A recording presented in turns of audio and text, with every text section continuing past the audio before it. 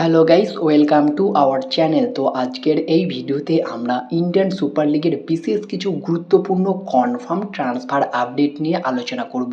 Winter transfer window শেষ হতে চলেছে এবং তার আগেই কিছু বড় বড় চমক দিল আইএসএল এর ক্লাবগুলি। কি কি চমক থাকছে সেটা নিয়ে আলোচনা করব। আর আইএসএল 2026 মরশুমে সব টিমের কনফার্ম হোম স্টেডিয়াম নিয়ে আলোচনা করব। কে কোন স্টেডিয়ামে হোম ম্যাচগুলো খেলবে বিস্তারিত আলোচনা করব আজকের এই ভিডিওতে। ভিডিওটা ইন্টারেস্টিং হবে, শেষ পর্যন্ত দেখতে থাকো। আর আমাদের এই চ্যানেলে যারা প্রথমবার এসেছো তারা অবশ্যই সাবস্ক্রাইব করে পাশের বেল আইকনটিতে অল প্রেস করে দিও। তো চলো শুরু করা যাক। প্রথমেই আমরা কিছু দুর্দান্ত ট্রান্সফার আপডেট নিয়ে কথা বলবো যেগুলো কনফার্ম। প্রথমত যে সইটা কমপ্লিট করে ফেলেছি উইন্টার ট্রান্সফার উইন্ডোতে একটা দারুণ চমক দিল, সেটা হচ্ছে এফসি গোয়া। অলরেডি এফসি গোয়াতে কোনো বিদেশি সেন্টার ফরওয়ার্ড নেই, তারা কিন্তু বর্তমানে ভারতীয় সেন্টার ফরওয়ার্ড নিয়েই কাজ চালাবে এই মরশুমটা। তো সেখানে আরও একজন দুর্দান্ত ভারতীয় সেন্টার ফরওয়ার্ডকে কনফার্ম করে নিল এফসি গোয়া, যার নাম হচ্ছে ড্যানিয়েল লালহিম পুইয়া। আর ড্যানিয়েল লালহিম পুইয়া একজন 28 বছর বয়সী ভারতীয় সেন্টার ফরওয়ার্ডের পাশাপাশি রাইট উইঙ্গার পজিশনেও খেলতে পারে। বর্তমানে তিনি উইদাউট ক্লাবে ছিলেন, লাস্ট ইয়ার মুম্বাই সিটি এফসিতে খেলছিলেন। তো সেই ড্যানিয়েল লালহিম পুইয়াকে এফসি গোয়া অফিসিয়ালি কনফার্ম করে নিয়েছে, অফিসিয়ালি অ্যানাউন্সমেন্টও করে দিয়েছে। পাশাপাশি যদি আমরা চেন্নাইয়ান এফসিকে নিয়ে কথা বলি, তো চেন্নাইয়ান এফসি অলরেডি আলবার্তো নোগুয়েরাকে কনফার্ম করেছে 1 নম্বর বিদেশি হিসাবে, এবং গতকালকেই 2 নম্বর বিদেশিকেও কনফার্ম করে ফেলেছে। মার্কাস মার্গুলাহো অফিসিয়াল অ্যানাউন্সমেন্টের আগেই জানিয়েছিল চেন্নাইয়ান এফসি একটা মরক্কান প্লেয়ারকে কনফার্ম করেছে। তো সেখানে আমি প্রথমেই ভেবেছিলাম প্লেয়ারটা হয়তো বেমামার হবে, কারণ মোহাম্মদ আলী বেমামার তার দিকে প্রথম থেকেই ইন্টারেস্টেড ছিল চেন্নাইয়ান এফসি। আর বর্তমানে তিনি উইদাউট ক্লাবে থাকায় খুব সহজেই তার ডিলটা কনফার্ম করে ফেলেছে চেন্নাইয়ান এফসি, অফিসিয়ালি অ্যানাউন্সমেন্টও করে দিয়েছে। পাশাপাশি আরও একজন স্প্যানিশ সেন্টার ফরওয়ার্ডকে সই করাতে চলেছে। শোনা যাচ্ছে ডিলটা ডান হয়ে গিয়েছে, যার নাম ইনিগো মার্টিন। আর ইনিগো মার্টিন একজন 26 বছর বয়সী স্প্যানিশ সেন্টার ফরওয়ার্ড, বর্তমান মার্কেট ভ্যালু 1 কোটি টাকা। তাকে অফিসিয়ালি কনফার্ম করে ফেলেছে Chennaiyin FC. Moroccan defensive midfielder Mohammed Ali Bemammer, যার বর্তমান মার্কেট ভ্যালু 2 কোটি টাকা, 36 বছর বয়স, নর্থ ইস্টে খেলেছিল দারুণ। তার পাশাপাশি এই Spanish centre forward Inigo Martin, এই দুজনকেই একসাথে কনফার্ম করলো চেন্নাইয়ান এফসি। পাশাপাশি ইস্ট বেঙ্গলও কিন্তু একটা বড় সড়ো চমক দিল, তারা কিন্তু উইংয়ের সমস্যা মেটাতে ভারতীয় একজন উইঙ্গারকে সই করিয়ে ফেললো, যার নাম জেরি।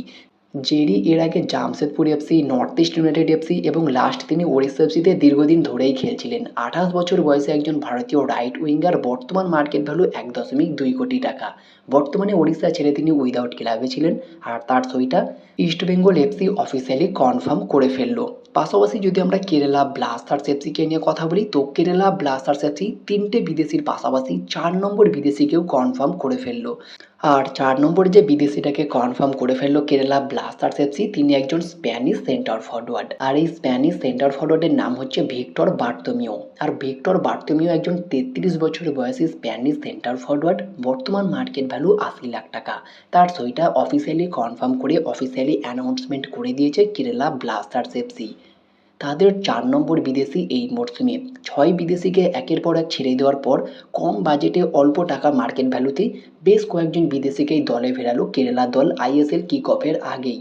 প্রথম ম্যাচেই তারা খেলবে মোহনবাগানের মতো শক্তিশালী দলের এগেনস্টে, এবং সেই ম্যাচের আগেই তারা কিন্তু তাদের দলটাও শক্তিশালী করে নিল একাধিক বিদেশিকে সই করিয়ে। তো অবশ্যই একটা হাড্ডাহাড্ডি লড়াই আমরা দেখতে পারবো কেরালা ভার্সেস মোহনবাগান ম্যাচে।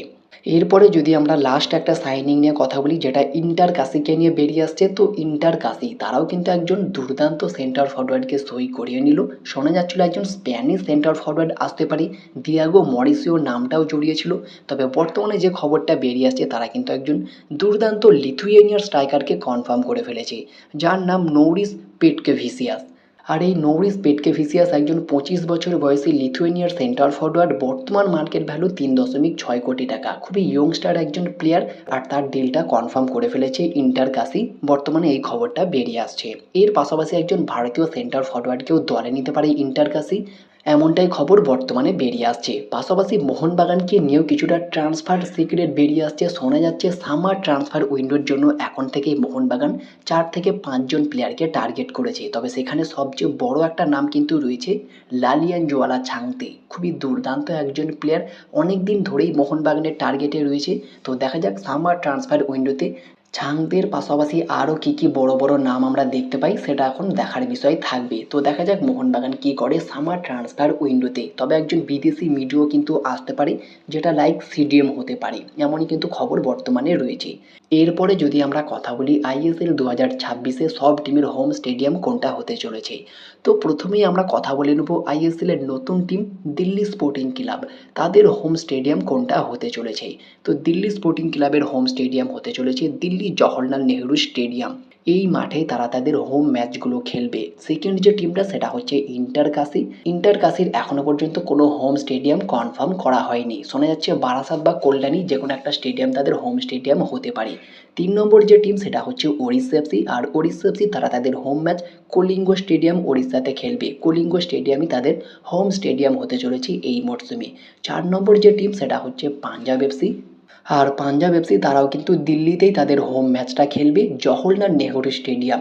এটাই তাদের হোম স্টেডিয়াম হতে চলেছে এই মরশুমে। 5 নম্বর যে টিম সেটা হচ্ছে বেঙ্গালুরু এফসি। তো বেঙ্গালুরু এফসি তাদের হোম ম্যাচ খেলবে শ্রীকান্তিরাবা স্টেডিয়াম বেঙ্গালুরুতে। এটাই তাদের হোম স্টেডিয়াম এই মরশুমে। 6 নম্বর টিমটা হচ্ছে মোহামেডান এসসি। তো মোহামেডান এসসি তারা তাদের হোম ম্যাচ কিশোর ভারতী ক্রীড়াঙ্গন কলকাতাতে খেলবে। এটাই তাদের হোম স্টেডিয়াম এই মরশুমে। 7 নম্বর টিমটা হচ্ছে চেন্নাইন এফসি। চেন্নাইন এফসি তারা তাদের হোম ম্যাচ খেলবে জওহরলাল নেহরু স্টেডিয়াম চেন্নাই মারিনা আরিনাতে। এটাই তাদের হোম স্টেডিয়াম হতে চলেছে এই মরশুমে। কেরালা ব্লাস্টার্স এফসির হোম স্টেডিয়াম কিন্তু চেঞ্জ হয়েছে এই মরশুমে। কোচি জওহরলাল নেহরু স্টেডিয়ামে কিন্তু তারা হোম ম্যাচ খেলবে না, তাদের হোম স্টেডিয়াম পরিবর্তন হয়ে এই মরশুমে ইএমএস স্টেডিয়াম কোজিকোটে হতে চলেছে। এটাই তাদের হোম স্টেডিয়াম এই মরশুমে। এরপরে যদি আমরা জামশেদপুর এফসিকে নিয়ে কথা বলি, জামশেদপুর এফসির হোম স্টেডিয়াম হতে চলেছে জেআরডি টাটা স্পোর্টস কমপ্লেক্স জামশেদপুরে। এটাই তাদের হোম স্টেডিয়াম এই মরশুমে। এরপরে যদি মুম্বাই সিটি এফসিকে নিয়ে কথা বলি, তো মুম্বাই সিটি এফসির home stadium Mumbai football arena মুম্বাইতে। এখানেই তারা তাদের হোম ম্যাচ খেলবে এই মরশুমে। এটাই তাদের হোম স্টেডিয়াম। এরপরে যদি আমরা এফসি গোয়াকে নিয়ে কথা বলি, তো এফসি গোয়া তারা কিন্তু তাদের হোম ম্যাচ খেলবে জওহরলাল নেহরু স্টেডিয়াম গোয়াতে। ফতোরদাতেই তারা তাদের হোম ম্যাচ খেলবে এই মরশুমে। এটাই তাদের হোম স্টেডিয়াম এই মরশুমে। এরপরে যদি আমরা নর্থ ইস্ট ইউনাইটেড এফসিকে নিয়ে কথা বলি, নর্থ ইস্ট ইউনাইটেড এফসি তারা তাদের হোম ম্যাচ খেলবে ইন্দিরা গান্ধী অ্যাথলেটিক স্টেডিয়াম গুয়াহাটিতে। এটাই তাদের হোম স্টেডিয়াম এই মরশুমে। এরপরে যদি আমরা ইস্ট বেঙ্গলকে নিয়ে কথা বলি, ইস্ট বেঙ্গল তারা তাদের হোম ম্যাচ বিবেকানন্দ যুব ভারতী ক্রীড়াঙ্গন সল্ট লেক স্টেডিয়ামে খেলবে। এটাই তাদের হোম স্টেডিয়াম এই মরশুমে। এরপরে যদি আমরা মোহনবাগানকে নিয়ে কথা বলি, তো মোহনবাগান তারাও তাদের হোম ম্যাচ সেম একই স্টেডিয়াম বিবেকানন্দ যুব ভারতী ক্রীড়াঙ্গন সল্ট লেক স্টেডিয়ামে খেলবে। এটাই তাদের হোম স্টেডিয়াম এই মরশুমে। তো আপাতত এই 14টা টিমের মধ্যে 13টা টিমের হোম স্টেডিয়াম অফিসিয়ালি কনফার্ম হয়ে গিয়েছে, শুধু ইন্টারকাশির বাকি রয়েছে। তো দেখা যাক ইন্টারকাশি কোন স্টেডিয়ামে তাদের হোম ম্যাচ খেলে। তো এই সমস্ত আপডেটগুলোই তোমাদের জানানোর ছিল, জানিয়ে দিলাম। ভিডিওটি ভালো লাগলে লাইক শেয়ার কমেন্ট করে আমাদের চ্যানেলটিকে সাবস্ক্রাইব করে দিও। পাশে থাকা বেল আইকনটি ক্লিক করতে একদমই ভুলো না। তো দেখা হচ্ছে নেক্সট কোনো ভিডিওতে। Bye bye.